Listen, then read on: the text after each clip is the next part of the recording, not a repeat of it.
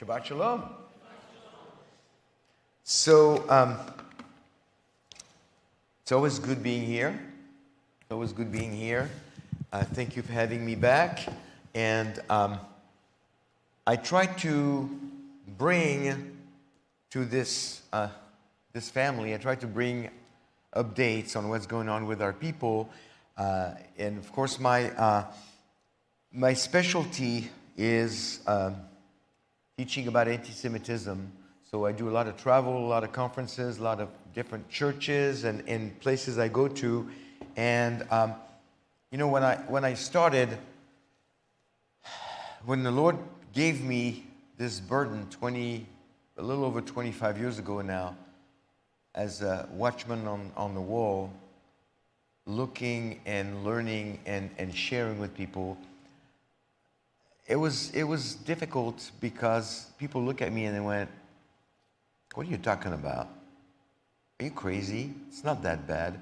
It reminded me of what happened with our people during the years of the Holocaust on the early stage, when people go like, no, those things are not true. Those reports are not true. It turned out that it was true and it was worse than they thought.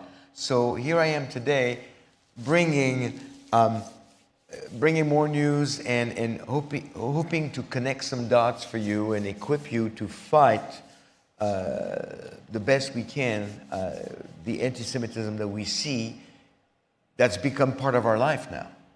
You see it on the news every day, and it's quite scary. So that's what I'm going to be doing. I'm going to talk about a topic that some of you, maybe all of you, have heard something about. That's called BDS, Boycott, Divestment, and Sanction. And I'm going to connect some dots and bring it up to what's happening like now, recently.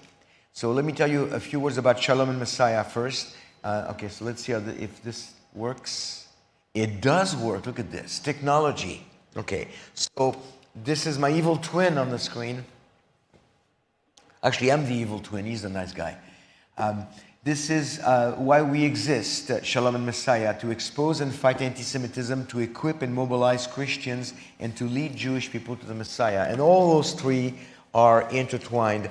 If you scan that QR code, and it will be, hopefully I will be able to show it to you at towards the end of the presentation, you will get sent to a page, to a link that will basically ask you name and email, and then it will give you a chance to connect with the ministry and also to get the notes for today, all the notes that I'm going to be using on today's presentation, put together in a PDF, and you can just have them for free, so you don't have to take notes and miss anything of what I'm saying, because I'm going to cover a lot and I might even skip some, so they'll all be in the notes.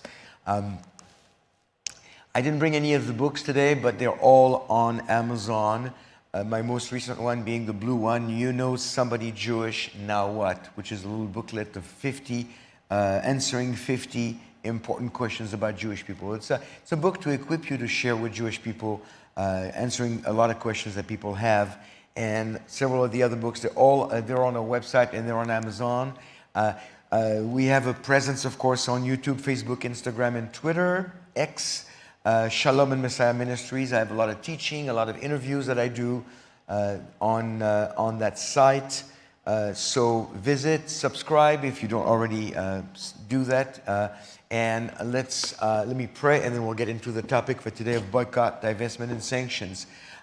Lord, thank you for this opportunity to be here. Thank you for this burden you've given me. I pray that you would give me the right information to share and allow me to equip our people to fight this monster of anti-Semitism the best we can. We cannot remain silent, Lord, because we know that bystander is not an option.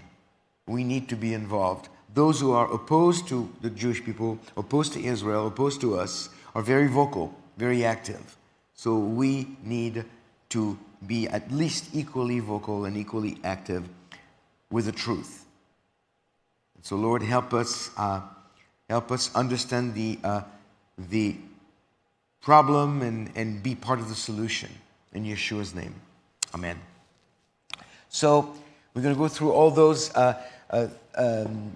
slides, and hopefully this will help you understand where we are and where this is going. But boycott, divestment, sanction is a real problem, but not based on the truth. It's based on a false narrative that now has been pushed by the enemies of Israel since at least the early to mid 60s, this new anti-Semitism where the victims are being turned into perpetrators and perpetrators into the victims. There's a shift, changing that people are no longer questioning now, and they're just taking it as the truth, and it's fueling this this boycott, divestment, sanction that really started in 2005, and I'll try to get to that a little bit later. So boycott, divestment, sanction, and this is from their website, is a Palestinian-led movement for freedom, justice, and equality.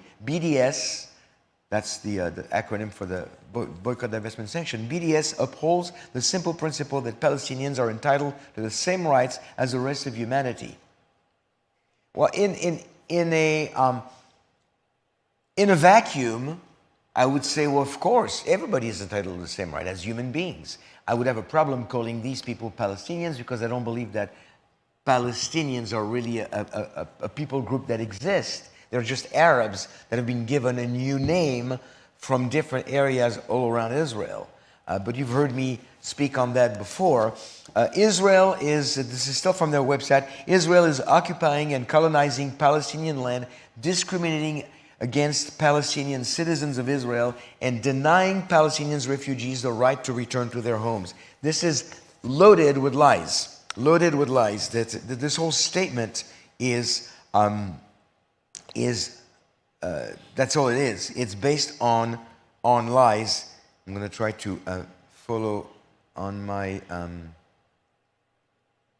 Hold on. There you go. Because I need to see what's next sometimes. So, all right, so the occupation, the colonization, the discrimination, the denying, all those are words that are being pushed, but they're not true. The problem is that people are not checking the facts anymore. You see what's happening in the response to October 7th. To me, was amazing. There was a time where the whole world should have turned and say, hey, what's happening to Israel is just not acceptable. We have to do something. And the whole world should have come to the rescue of Israel. And within a few days, it was the opposite. It was an explosion of anti-Semitism, and it hasn't stopped. I mean, any channel you turn on, the news today, I don't care what it is, what time of the day, what channel it is, the word anti-Semitism will be mentioned at least once or twice. It's just absolutely crazy, the amount of coverage that anti-Semitism is getting, and yet we're not really getting solution. We're just exposing a word and telling about the people about what's going on, but nobody's really, nobody cares about the truth. Boycott, divestment, and sanctions are words taken straight out of the social justice playbook. Had the movement called itself the DIT, Destroy Israel Today, probably would have not worked as well. But that's exactly what it is. We have not garnered much support. Additionally, anti-Zionism is easier to justify than anti-Semitism. Yet it is as hateful and lethal. People are saying, oh, I'm not anti-Semitic. I'm just anti-Zionist. That's all. I'm just anti-Zionist. Anti-Semitism revolves around an emotion, and anti-Zionism revolves around an action. Hate and destruction. And this is from David Sousa from the Jewish Journal in 2019. Here is the problem. If you tell a lie, this has been attributed equally to either Hitler, Goebbels, or Lenin. Three good guys. So I don't know who really said it, but maybe they all did. One of them for sure. If you tell a big enough lie and tell it frequently enough, it will be believed. And that is exactly what's happened with the Israel being the enemy and being the colonizing entity in the Middle East.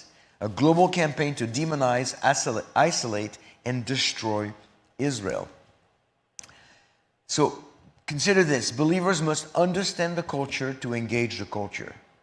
Too often, as believers, we don't engage with the culture because we say, well, we're believers, we're Christians, let's just stay within our group, within our circle and encourage one another and uplift one another. And let's not worry about the world, because the world is going, to hell in a handbasket, and what can we do about it? Well, if the early disciples that had that approach, this would be the size of the church today. We can't. We have to understand and engage with the culture. And to engage the culture, it doesn't mean that we compromise our Christian values or the gospel message. It just means that we have to contextualize the message to the audience, but we cannot compromise, but we cannot be silent. Yeshua told us to love our enemies. I don't like that verse. I never liked it, still don't. Love our enemies and pray for those who persecute us. Wait a minute, Lord. You want me to pray for Hamas? Yes. Pray that they would come to a saving knowledge of Yeshua. Oh, it's not possible. They're monsters. They are monsters. But they can come to Yeshua, because our God is big enough to make that happen. So pray for the salvation of Hamas. You know what? You know how crazy, how wonderful it would be if Hamas would come to, if some leaders of Hamas would come to a saving knowledge of Yeshua, how it would interact with the Jewish people. You would have the enemies of Israel come and say, hey, we found Jesus. You need Jesus too. This would turn the world around. It's possible. We need to pray for our enemies. We need to understand, engage, evangelize, embrace. So I'm going to try to develop that. This is our model. Acts 17, 17 and 18. So Paul was reasoning in a synagogue with the Jews and God-fearing Gentiles, and in the marketplace every day with those who happened to be present. And also some of the Epicurean and Stoic philosophers were conversing with him. Some were saying, what would this idle babbler wish to say? Others, he seems to be a proclaimer of strange deities, because he was preaching Yeshua and the resurrection. So you have a commitment and contextualization, but no compromise. Correction, but no coercion. But we have to be vocal. We have to express our belief. We have to share our belief. We do it differently. Some people give tracts. My partner in ministry, wherever we go, wherever we go, and we purchase something, food, drink, whatever, he always leaves a tract of some sort, and he talks to the person serving us. Sometimes I want to do it, and I just don't do it. He does it all the time. And I'm really grateful for that mindset. But we have opportunities all the time to share the truth. I want to go through some myth that I'm trying to demystify this whole thing. Those are some of the reasons given to support BDS. People who support BDS say, well, Israel is guilty of ethnic cleansing. You've heard that. You keep hearing it on the news every day. Right now, Israel went back to Gaza, so they're resuming the ethnic cleansing again, the killing of the poor Palestinians. Ethnic cleansing or genocide is intentional, organized mass murder to eradicate a people group. The Armenian genocide, the Holocaust, qualify as ethnic cleansing or genocide. By the way, I always thought, I'd been told, and I had read some articles, that genocide or genocidal numbers, well, if you try to destroy a people group of any kind, and you succeed at least killing 25% of them, that's an attempt to do genocide. And then I read more on it, and I found out that all that is needed to constitute genocide is intent. What does that mean? If in your head, or if you say something that's genocidal, you can be accused of genocide. Let me give you an example. From the river to the sea, Palestine shall be free. That is genocidal. Why? Because from the river to the sea, the two body of waters that sandwich Israel, Palestine shall be free. Free of what? Free of Jews. Judenheim, as they said during Nazi Germany. No Jews in there. That is genocidal. Well, at least we don't hear this in America. Right? All over the campuses. Hopefully I'm not going to get too political too late, but hopefully this new administration will make a difference. I think they're starting to push back and say, if you're going to be doing this, you're going to lose your funding, which I think is the right, one way to go about it. Money talks, right? So we'll see how that can be achieved. But the genocidal aspect this is a real accusation, but is it true? Well, in 1947, there were about 1.2 million Arabs in British Mandate Palestine. Today, there are about 6 million Arabs in the whole land, including 2 million in Israel alone. There are more Arabs in Israel today than before 1947. This is because of genocide. This is the opposite of ethnic cleansing. 2024, as the war continued, when I found those numbers, it blew me away. As the war continued between Israel and Hamas, the population of the Gaza Strip increased by 2.02%. In the Gaza Strip, 2.2%.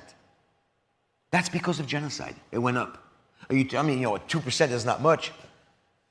Jews are accused of killing people in Gaza, and there are casualties. I'm not lying. Let's not lie. But this is not genocide. This is not genocide. There's more Arabs in Israel now than there were in 1947 by a long shot. There's still not as many Jews in the world today as there were before the Holocaust. That was genocide.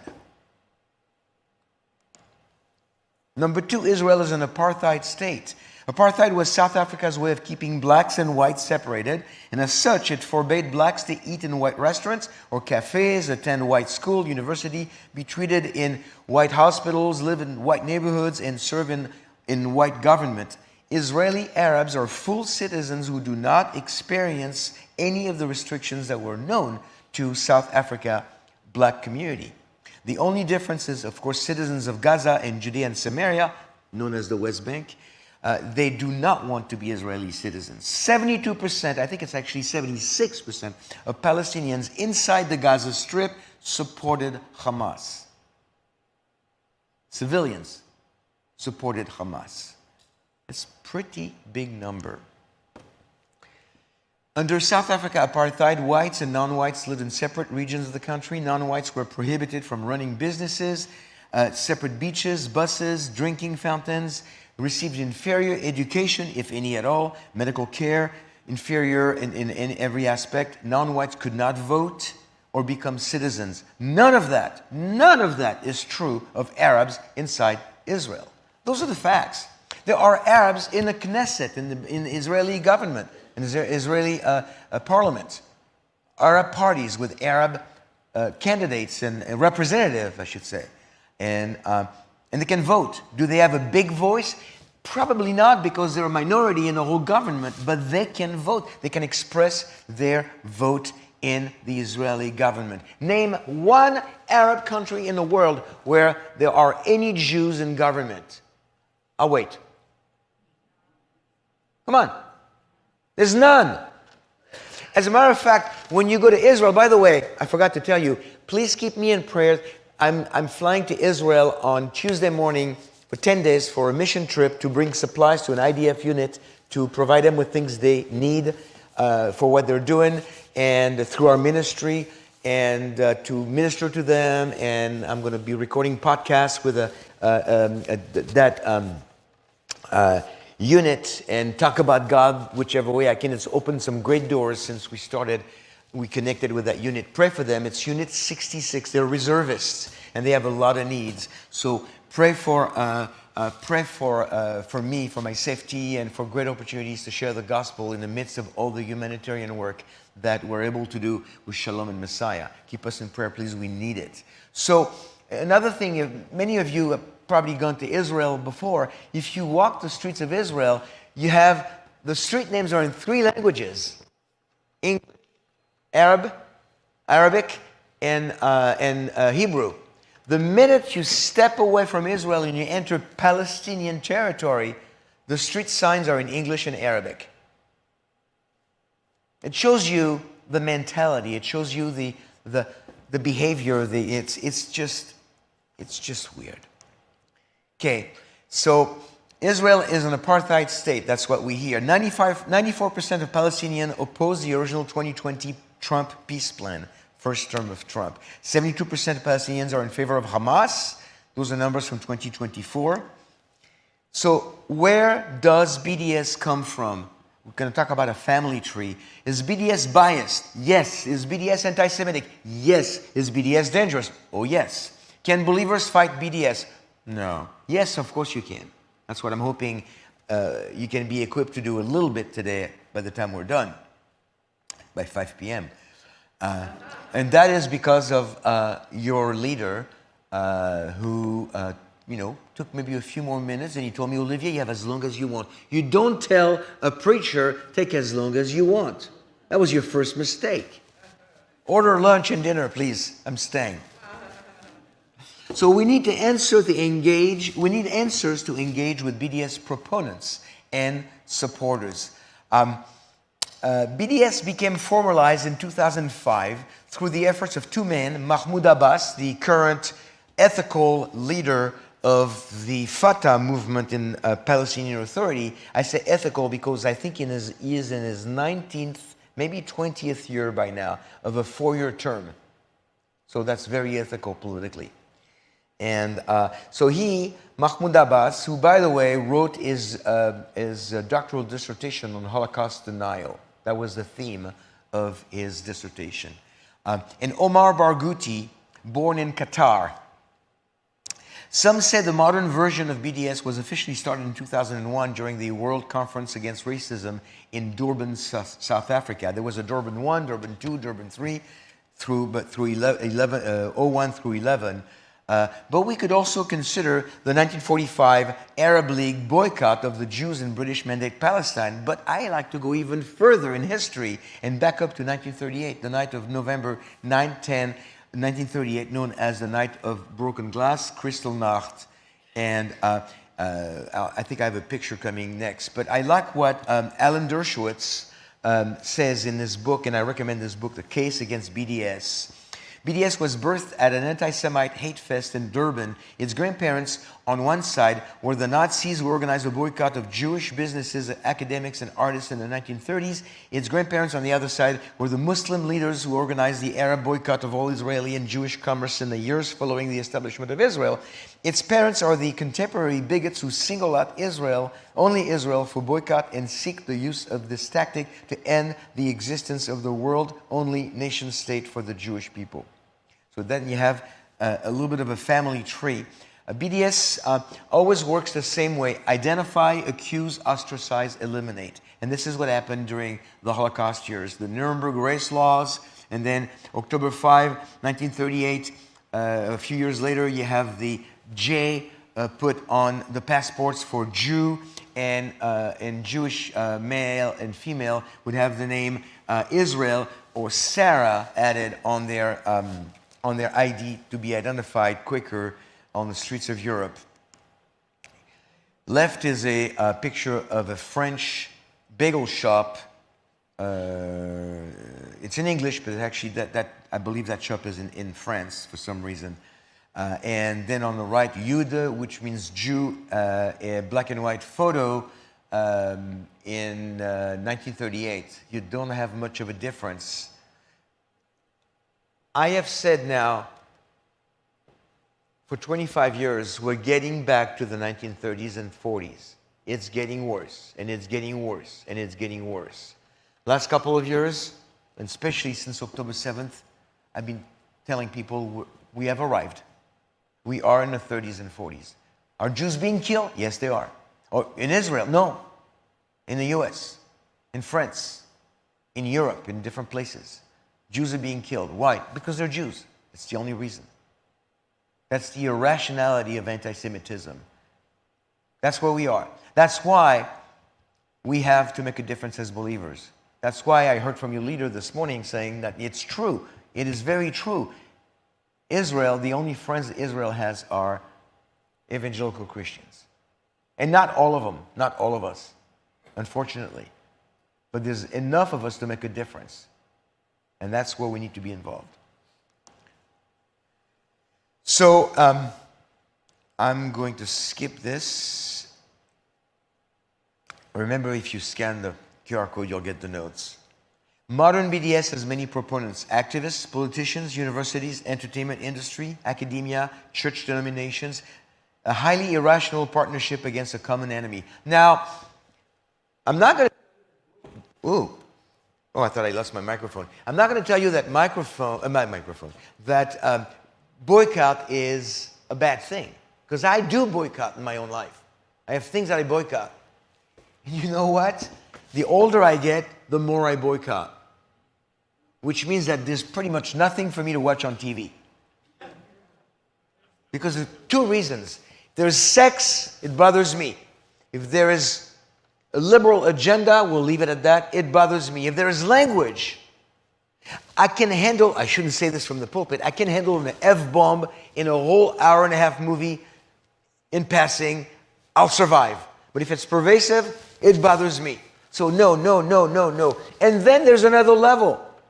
This actor is anti-Israel. I can't do it. This singer is anti-Israel, so I don't listen to their music. So there's no music to listen to, nothing to watch on TV. I've been reading a lot lately. It's hard. It's getting hard. So boycott is not wrong. But if you boycott, you have to be consistent.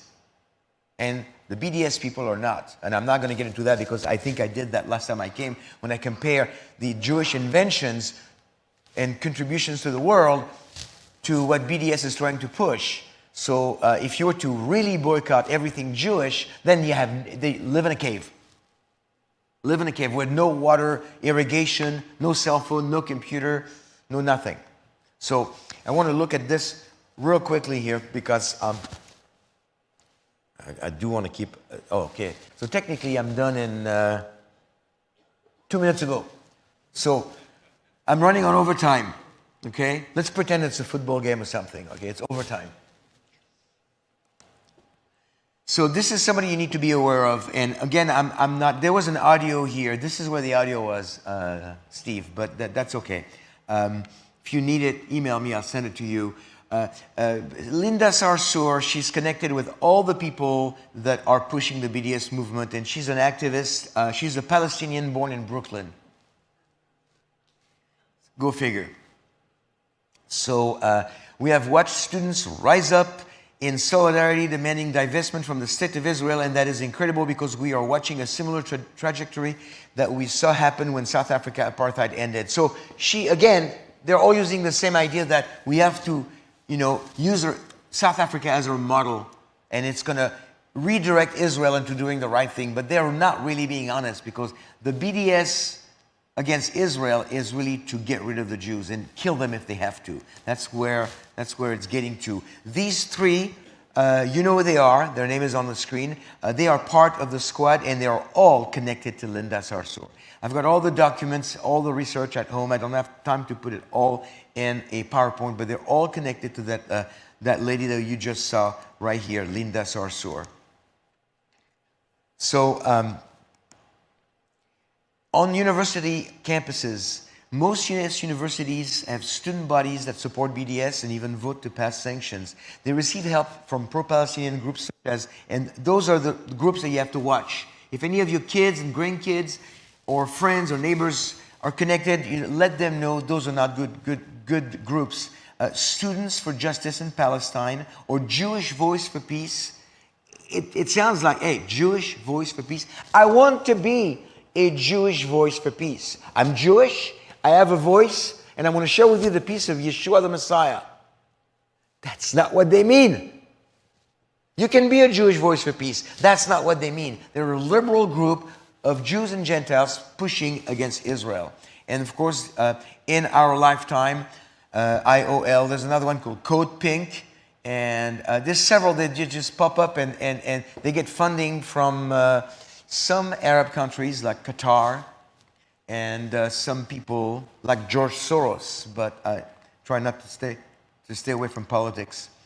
Here's another man that you need to be aware of. That's why I want you to get the notes. Please get the notes and share this information with your kids and grandkids. They need to have this file. They need to have those names, because these people show up on U.S. campuses. They show up, they speak, and they're allowed to speak. And then when Hillel, the Jewish student body, wants to do the equivalent of a conference like this. It's everybody's in front of the doors. They have Palestinian flags. They scream so they can't talk. When these people come, nobody's allowed to speak. You have to listen to them. Double standards. So your families need to know all these. Hatem Bazian, founder of 2 anti-Semitic groups, Student for Justice in Palestine and American Muslims for Palestine. He has called for an intifada, which means an uprising in the United States. He's called for the nation of Israel. And despite numerous calls for his termination... Am I losing my battery here? Yes? No? Can you hear me? Okay. Can you hear me now? Okay. So, he still holds his job as a professor of ethnic studies at the very conservative school in Berkeley. Not. Entertainment industry. All right, so you already know that Kanye West is not exactly a friend of the Jews anymore. You also know that Candace Owens is not a friend of the Jews anymore. Okay? Roger Waters, anybody knows who that is? The lead singer of Pink Floyd. Does that mean that we don't listen to Pink Floyd anymore? You decide. Emma Thompson, Danny Glover, Meg Ryan, Penelope Cruz, those are just a few of the actors that are vocal against Israel. In those who are friends of Israel, Paul McCartney, Sylvester Stallone, Neil Young, Arnold Schwarzenegger, Scarlett Johansson, Kelsey Grammer, that's Frasier, okay? All those guys are vocal supporters of Israel. So I get to pick, okay, who I'm going to watch, who I'm going to listen to. I'm not saying that you must do the same, but if you do it, be intentional and be consistent. That's what we do when we do boycott.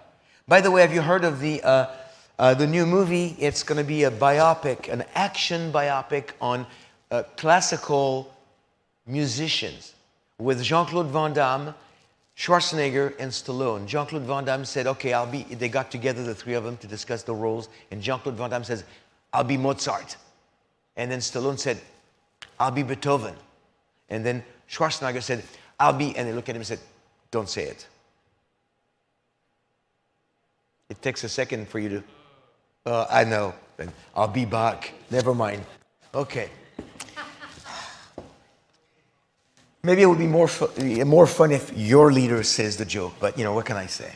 Anyway, the two names, they made me think of the joke. So, but these are the supporters in the entertainment industry. There's a lot more people that are on either side of the fence. And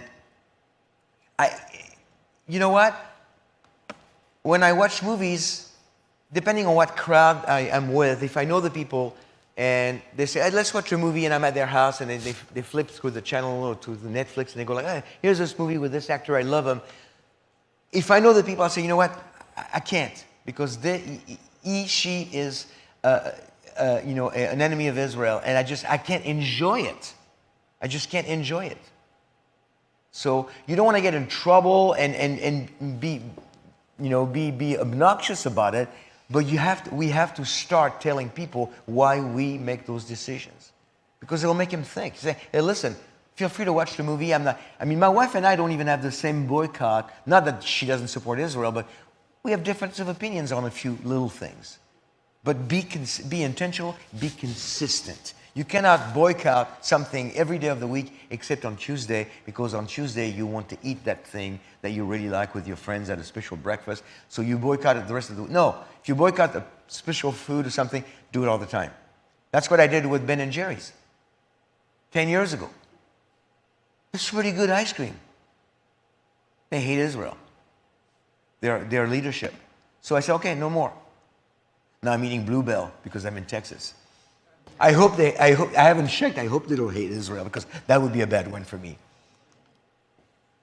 Modern BDS has many proponents. Academia, author Alice Walker, she wrote The Color Purple. You might have seen the movie. It's been translated in almost every language. She refuses to have it. She will not allow it to be translated in Hebrew just because she doesn't like Israel. Okay, well, I won't read the book or anything she writes. BDS co-founder Omar Barghouti received his PhD from Tel Aviv University. Last time I checked, Tel Aviv is in Israel. Maybe he should return his PhD if he wants to boycott Israel. He has not to date. Still holds it. Church denominations. I'm just going to give you those names. We're not going to go into that in too many details, but PCUSA, United Church of Christ, Mennonite Church, United Methodist, Evangelical Lutheran Church of America. Now be careful. Be careful. They have a tendency to be anti-Israel, pro-BDS, pro-boycott, divestment, sanction, but not, like I said here, never paint with broad strokes. When denominations support BDS, not all their members follow suit. It doesn't mean everybody in those churches are bad and make bad decisions. Always check. Some of those quotes here, I don't have time to read them because we need to keep going, but they're all, even the Norm Finkelstein, who was a Jewish guy, but a shame. There's no Israel. That's what it's really all about. Jewish professor and author and political analyst. And then Omar Barghouti, the founder of BDS, the one-state solution means a unitary state where by definition Jews will be a minority. I am completely and categorically against binationalism because it assumes that there are two nations with equal moral claims to the land. He's the guy who co-founded BDS movement with Mahmoud Abbas. By the way, the one-state solution, I had a great privilege. Last time I was in Israel in June last year, do an interview at her house, a live interview of, some of you might know the name, as soon as I remember her name, Caroline Glick. Caroline Glick, I was invited with a pastor to go to her house. We interviewed her. Great lady, very, very, very smart, very, very educated. She is now no longer doing a podcast because she now works for Bibi. She's joined his government, and she said that the one-state solution is another word for the final solution, the 2025 final solution. One-state solution is, the two-state solution is another final solution, because there's no way that Jews would be able to live with Palestinians from a Palestinian perspective. They don't want any Jews. So I want to leave you with a few Bible verses to hang on to. The truth, okay? Fighting BDS with biblical truth. And I'm not going to read them. I'm just going to give them to you because we need to wrap this up. Standing strong on the promises of God. Did I miss one? No? Okay, good. And it's all in. Get the notes. Please get the notes. And I will send them to Steve, and he'll have a copy of them, and he can pass them on to the rest of the body. If that's, you already have them actually. You already have a PDF. Yeah, make it available for anybody who wants it. Share it. Don't change anything, but share it with as many people as you can. I do a lot of research. I spend a lot of time. I just want it to go out, and I want it to be a resource. Genesis 12, 1 through 3. That's what our friend Arnold Fruchtenbaum calls God's foreign policy when it comes to Israel. I'll bless those who bless you, curse him who curses you. A land of seed of blessing to and through Abraham. Specific piece of land unconditionally granted to the Jewish people. And that doesn't make the Arabs a bad people. It just makes it that the Jews inherit the land. That's the way God wanted it. Who am I to fight God? It's an uphill battle. I'm going to lose. This is God's choice right there. And it's never been fulfilled. It will be fulfilled in the millennial kingdom. When Israel right now is the size of New Jersey, in the millennial kingdom, it's going to be twice the size of Texas. That's big. Stand strong on the promises of God, an eternal and unconditional dynasty, nation, and sovereignty promise to David, the Davidic covenant in 2 Samuel. Jeremiah 31, 31 through 34, new covenant made with the Christians, with the church. Oh, wait. I make a new covenant with the house of Israel and with the house of Judah. Oh, well, maybe the house of Israel and the house of Judah, really it means the church, because that's what people tell you today. No, it's Israel, it's the Jews. It hasn't changed. Also, the Christians are not included. Of course you're included. Romans 9, 10, 11, of course you're included. The Christians, the Gentiles are included. Again, to quote Arnold Fruchtenbaum, they're partakers, not takeovers. It's a big difference. A promise of a new covenant and the salvation of Israel. So what we do, we fight BDS with biblical truth. We pray like Yeshua, to love our enemies and pray for those who persecute us, which is a command to pray for our enemies. I don't like it, but pray for your enemies. You know, I had people over years, because this is scripture, I've been telling people a lot, pray for your enemies, pray for your enemies.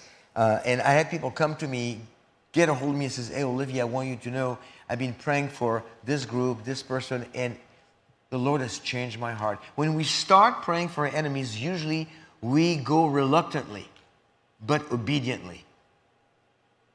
Yes, you can start by being reluctantly obedient.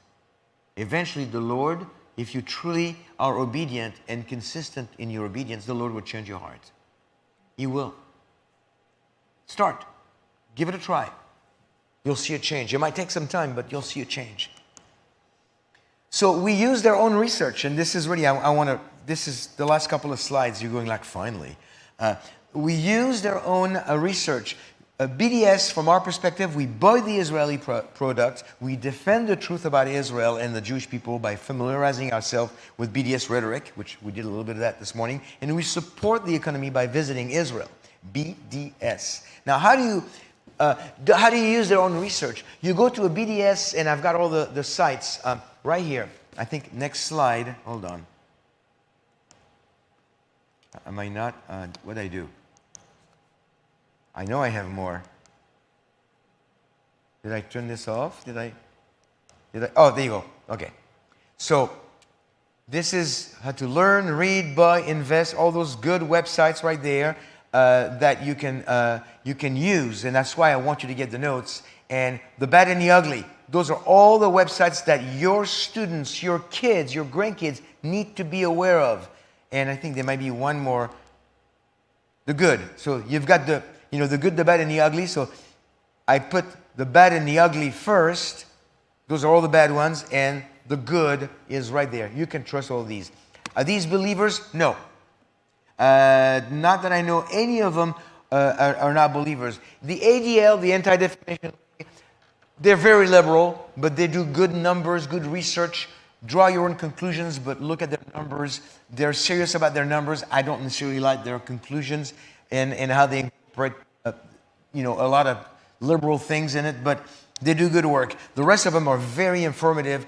This will get you a lot of good information. Subscribe to their newsletters. People ask me all the time, how do I know? Where do I go? Those are the ones. Those are the ones. And one more thing. Using their own research, the BDS people, what you do, you go to BDSmovement.org. BDSmovement.org. I think I have it on the one before. And they have a list of all the things that you should boycott so you can really cripple Israel's economy. Guess what? They just give you all the stuff you can buy that is from Israel or supported by Israel. And then you do the opposite. Let them do the research and say, oh, I didn't know this was Israeli. Boom, I'm going to support that. So they do the research. And then we do the opposite of what they say. We buy and we support. But what's important is that we do something. Friends, prayer is the foundation, but we need to get some action. If we just keep praying, there's nothing wrong with prayer. Well, we're at a place where a lot of people around us are being very active, very proactive, and very vocal against our people, against Israel. And if we just stay home or get together once in a while and pray and that's it, it's a good start, but it's no longer enough. We have to be involved. We cannot be bystanders. Bystanders didn't do so well almost 80 years ago when our people were taken on the trains and died in the camps. A bystander only facilitates the work of a perpetrator. If you don't do anything, you help in a wrong way. So please, I beg you, get involved. Get involved. Hold on. I don't know what I'm doing. Are we losing our battery here? There's one more. There you go. Get the notes from the QR code. Connect with Shalom and Messiah. And you also have a chance to connect with us. We have put together, and I will really be 1 minute and I'll be done. We have put together a network. We're putting together a network. I've been working on this for 6 years now, of an underground railroad for Jewish people. We're gathering people on this North American network in some countries actually in the world, and to prepare them. We have all this data that we don't share with anybody, but we know where the people are that are saying, I want to be a new righteous among the nations. I want to open my house to help a Jew in time of need. This is where it's getting to that point. We're also at the same time training people on an individual level so they can talk to their Jewish neighbors and give them resources. There's going to be a lot of videos coming out really soon. They're all for free. It's all free. I mean, it takes time and resources, and you can support our ministry, but we don't charge for anything. It's all going to be available for free.